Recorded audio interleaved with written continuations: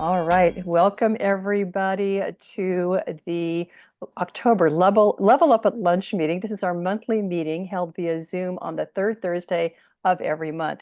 Now, today our featured speaker is Cinthia Varkevisser, speaking on from energy to empathy to empowerment. And we're going to hear more about what she has to share with us a little bit later. All right, now for those of you watching us on the PWN YouTube channel, be sure and click like and subscribe. So our PWN sponsor is yours truly, Julianne Wutke, vibrant living expert, helping you make lasting change to look and feel better than ever.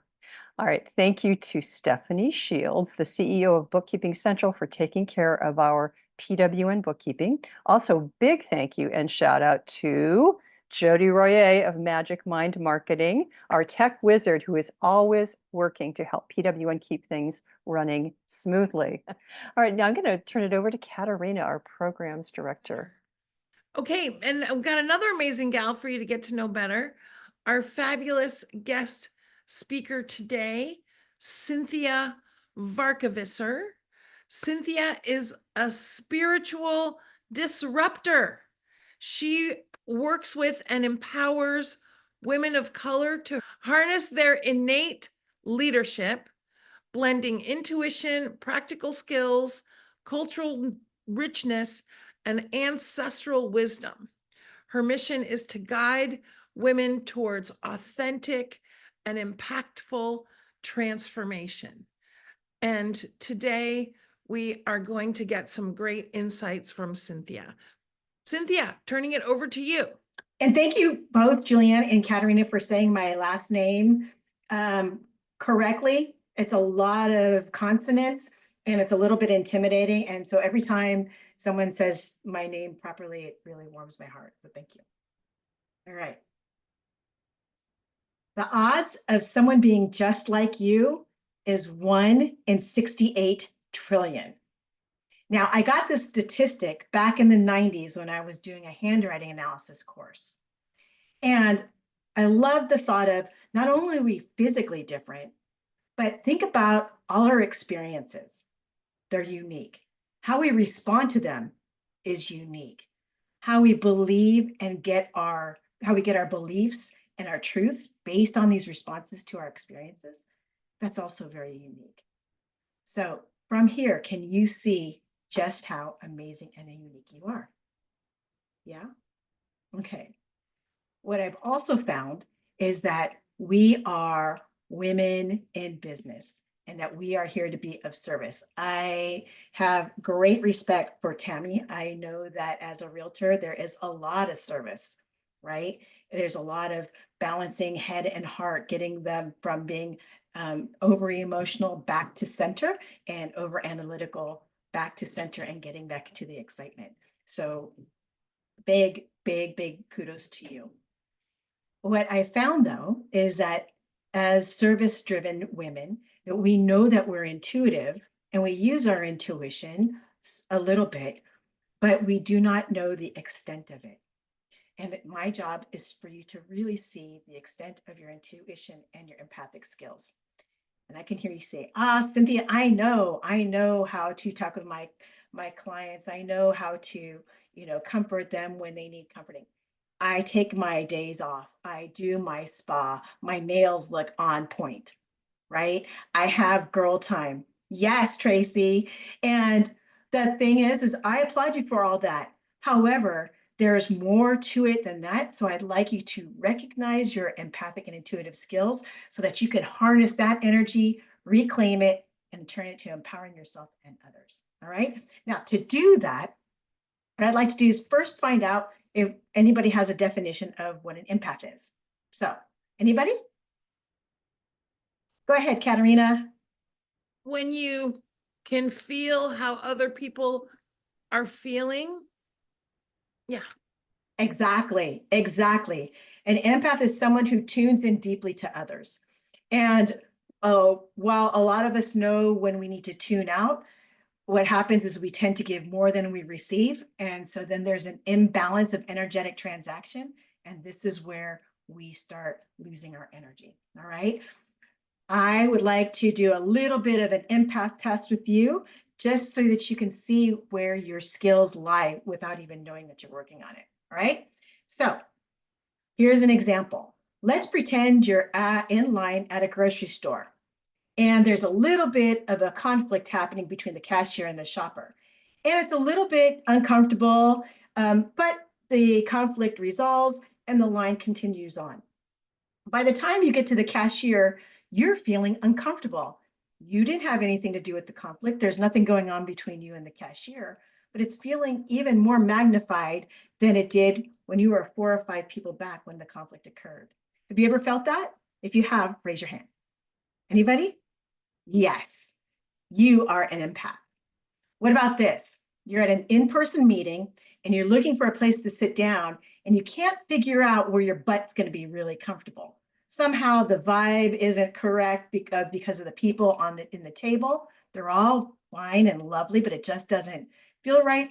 Or you're corralled into a chair and the energy is just a little bit uncomfortable, so much that you actually turn your body a little bit to make yourself feel a little bit more comfortable.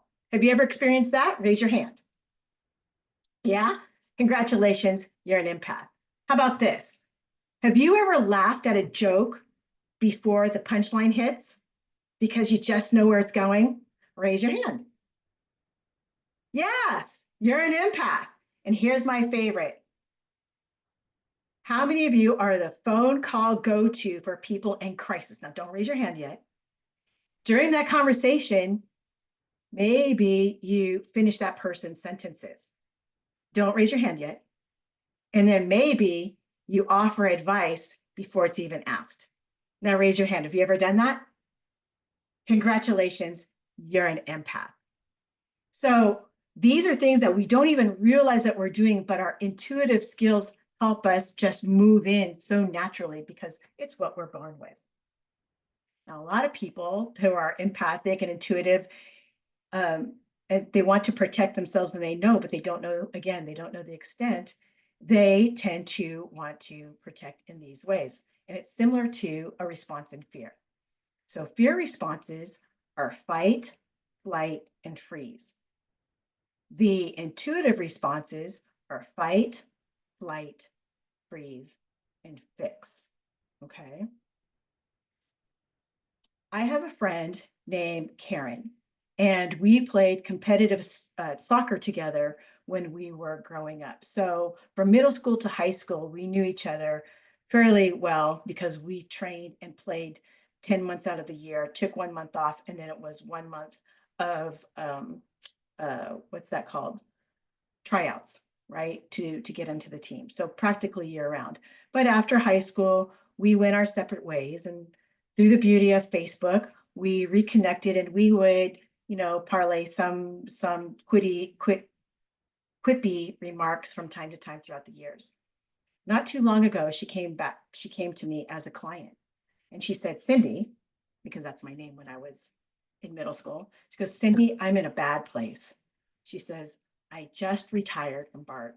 I loved my job and I just retired and I'm in a really, really ugly divorce from my husband. And even though we have 2 houses and we decided who gets what house, my house is already being rented out to my nephew. And because I have no place to go, I can't kick him out right now. I am living in his old bedroom in my sister's house. And what's even worse, Cindy, is that my sister is super resentful because she doesn't think that I should be getting a divorce.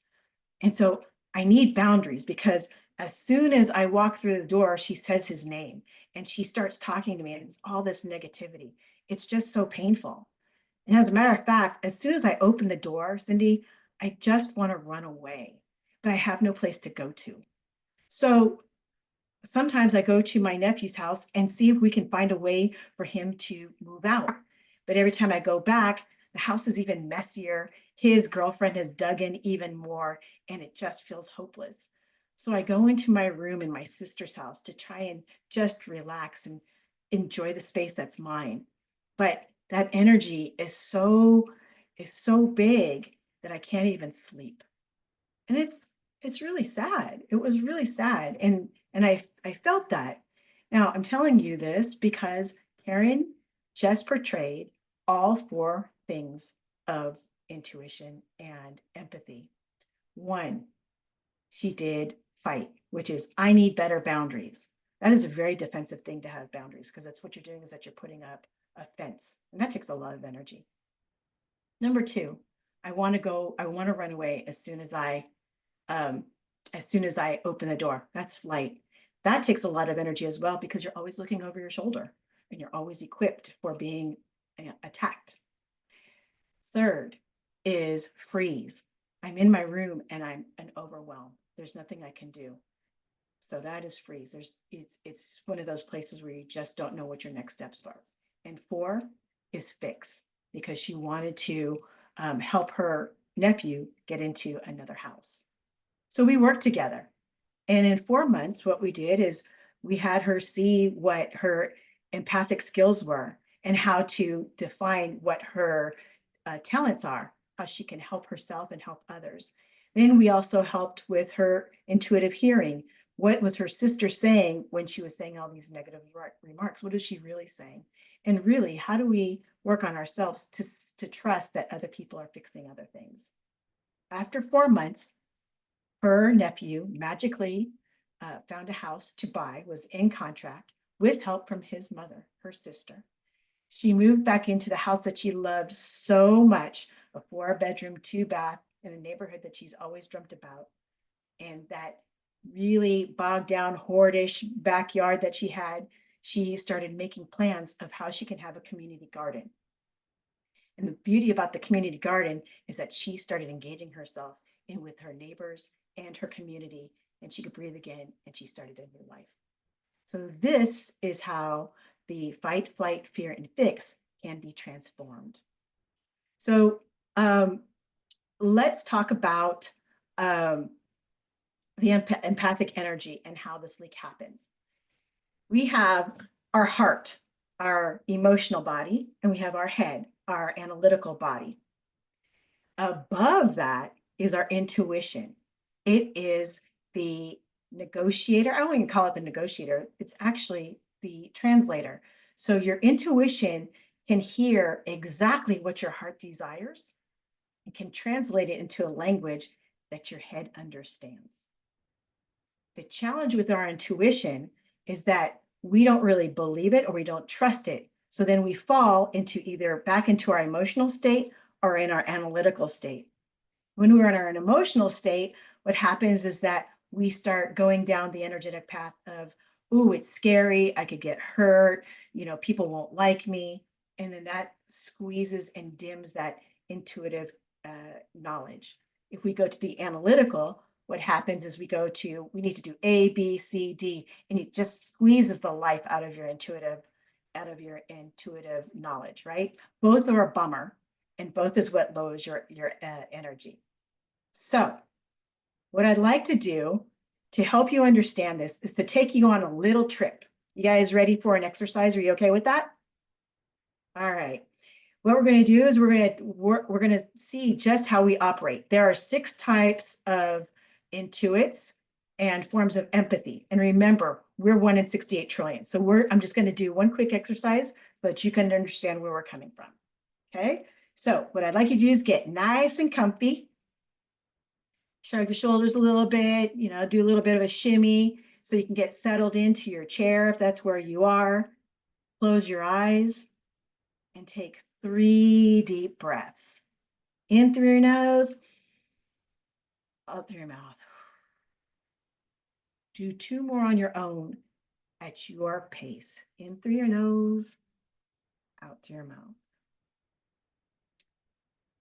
And when you're done with these 3 deep breaths, what I'd like you to do is just go back to your regular breathing with your eyes closed, getting settled in.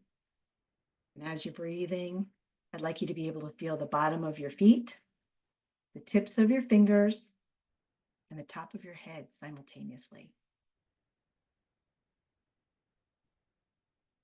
This is being centered.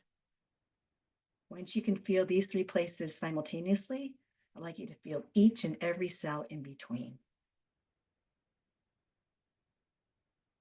That is being fully present.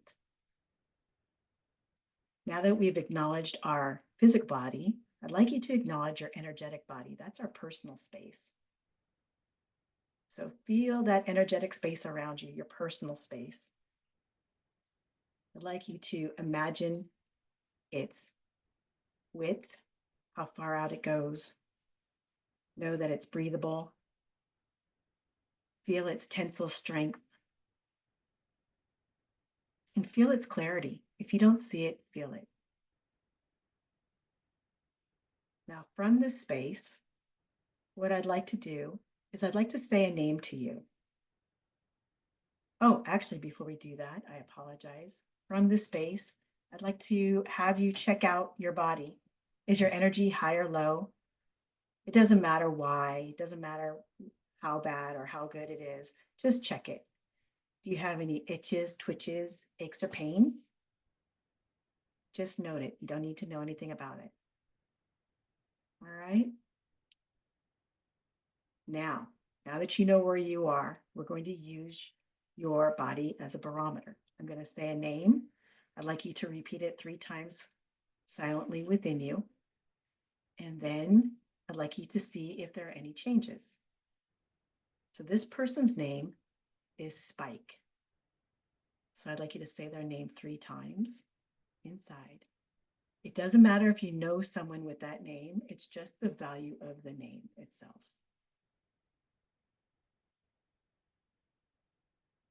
Now, after you say their name 3 times, does your energy go up or down? Do you have any itches, twitches, aches, or pains?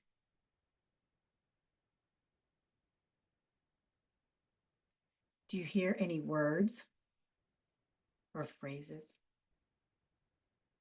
Do you see any colors or images? Do you have any emotional responses? Is there a knowing about this person? We're just noting. This is all about a barometer. Just check it out, see what happens.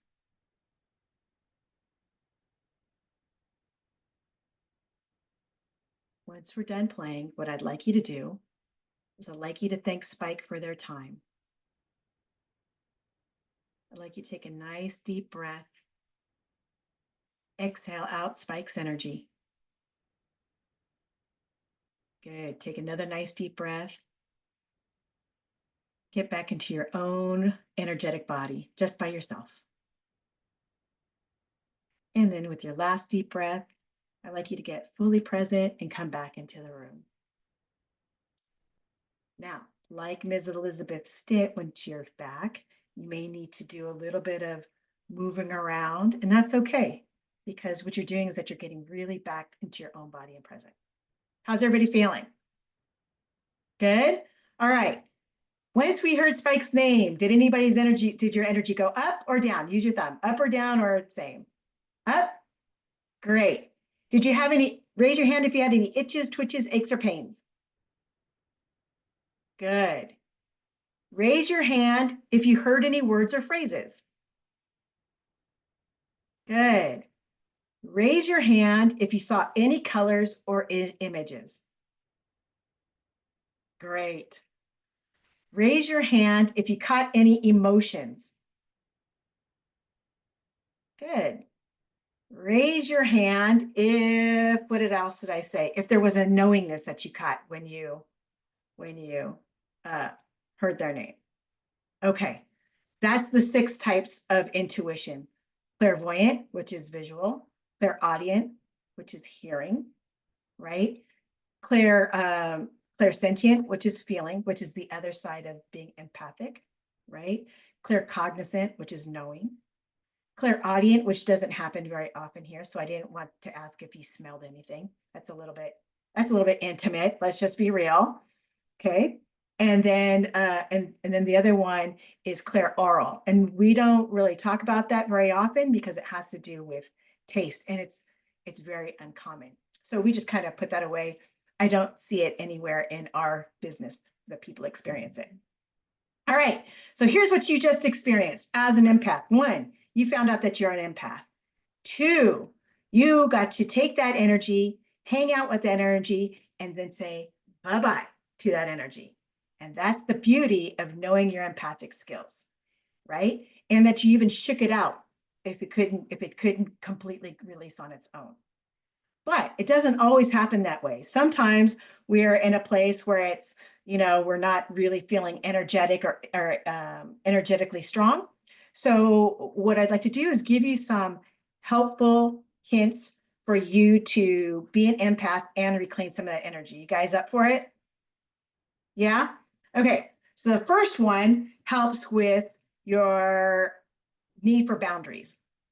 Okay. And that is, once we were doing our meditation or centering, is that as soon as we went into that energetic space where we're feeling our personal space, all you need to say is something like this: my energy are better, and energies that sync up with mine. That's it. And then what happens is, what you've done is that you put a nice little beacon out that will attract the people who are in sync with you. And all of a sudden, you're kind of invisible to the people who don't. This is an exercise that I use for people who are back on site in offices and they have open door policy, but can't seem to get their work done because they're always, interacting with people. The other one that I like is, yes. Could you just say it one more time? Sure. It is my energy or higher, right? And energies that sync with My mine. energy or higher. Mm-hmm. My Okay. energy or higher, right? I'd always want to hang out with higher vibing people, wouldn't you?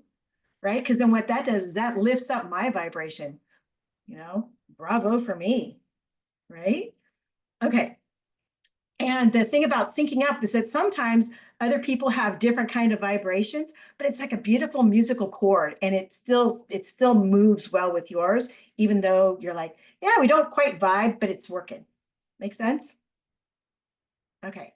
Now, for those of us who have flight or overwhelm, the thing that I love to say is "Olay that shit." All right. So think about Spain, the toreadors, and the bull going through, and everyone says "Olay." That's right. Olay that shit. So when something negative comes, it's hard when people say, "Oh, don't take it personally," because it can be very personal. Or some people say, "Oh, let it roll off you like water off a duck's back." Water touches the duck in order for it to roll. I want you to olay that shit. Just go right around. Just olay that shit. Yes, I was hoping to make that a t-shirt, but I think that's a little bit of appropriation, but maybe for another time. All right. So that's a good way to do that. Another way to fight overwhelm is, I'll go back to having to deal with your clients, is to have a phrase that costs you nothing, right? It costs you nothing energetically, but it acknowledges the person who really needs acknowledgement. Because when people come to you, they're not always looking for advice. They're just looking for acknowledgement. All right. My teacher was amazing. And she would say, interesting. And you'd say your thing. She goes, how interesting. And that's exactly, she'd say, interesting. How interesting. And what she was saying for herself is, I may not be interested in the subject that you're talking about, but I'm really interested in you as a human being. And I acknowledge you as a human being. And by saying how interesting, it's cost me nothing. And I'm still acknowledging you. My word is amazing. If you haven't noticed, I'm a little bit excitable. And so everything is amazing. And if you just heard, I said that about my teacher. She's amazing. To me, what I'm saying is, you're an amazing person, and everything you do in my eyes is amazing.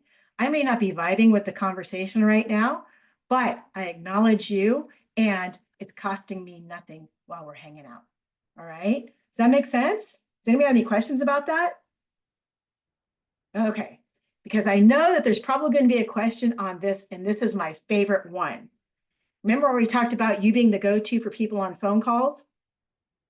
My favorite one, because it's the toughest, it's called the counter complaint. All right. So the first thing that you can do in a counter complaint is you can be generous and take the phone call, or you can say, hey, I have 10 minutes. How can I be of service in these 10 minutes? Because I really adore you. Or you can do this, because sometimes we just don't have the wherewithal.